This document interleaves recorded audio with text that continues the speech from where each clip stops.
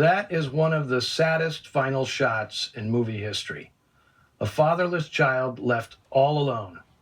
The image buries the knife more deeply than anything in Ernest Hemingway's novel.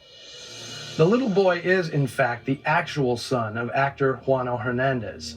Hernandez's portrayal of Wesley Park is, to me, the film's ace in the hole. And it represents one of the most significant differences from Hemingway's novel, which is very uncomfortable in its casual racism. In the book, Harry tosses off the N-word dozens of times. At John Garfield's urging, the script merged two of Hemingway's characters, Harry's drunk and unreliable shipmates, Albert and Eddie, into a single, trustworthy pal, who just happens to be black. The filmmakers wisely allow Wesley to be a normal guy, loyal, wise, and patient, and not a symbol of noble black suffering, like Rex Ingram in Moonrise or Canada Lee in Body and Soul. To make Harry and Wesley equals, Ranald McDougall's script gave Wesley a son, who's seen several times shyly interacting with Harry's daughters.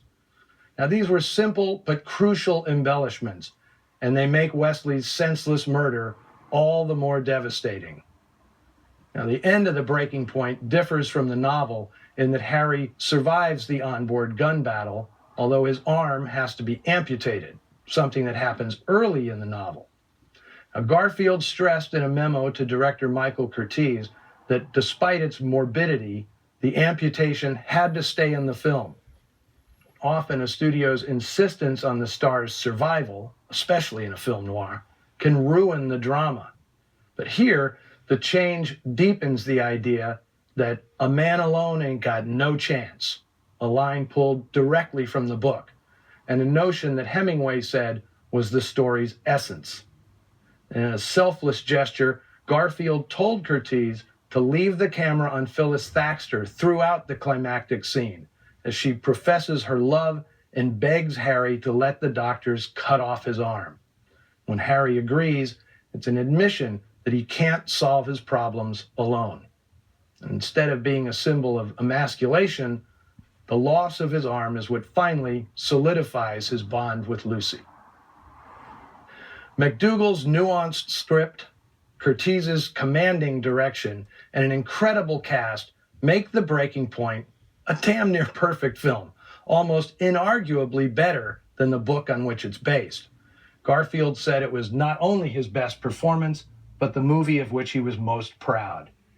Even the New York Times' critical curmudgeon, Bosley Crowther, hailed the film upon its release on September 30th, 1950. Quote, "All of the character, color, and cynicism of Mr. Hemingway's lean and hungry tale are wrapped up in this realistic picture, and John Garfield is tops in the principal role."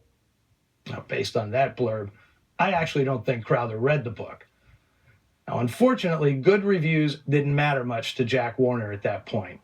Sherry Jackson, who plays little Amelia Morgan in the film, told me that her stepfather, writer Montgomery Pittman, was in Jack Warner's office at the time of the film's release and saw Garfield's name on a list of suspected communists.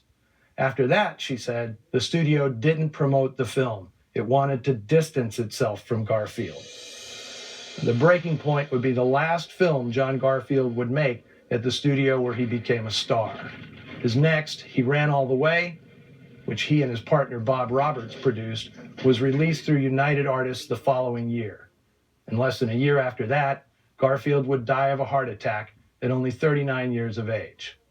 But here's the great thing about the movies. John Garfield will be back with us next week on Noir Alley. His daughter Julie Garfield and I will be presenting her dad and Lana Turner in the biggest box office hit of his career, MGM's production of The Postman Always Rings Twice. Until then, remember to check us out on Facebook and Twitter and visit the Noir Alley store on the TCM website. You know you want to. Go ahead, let it happen.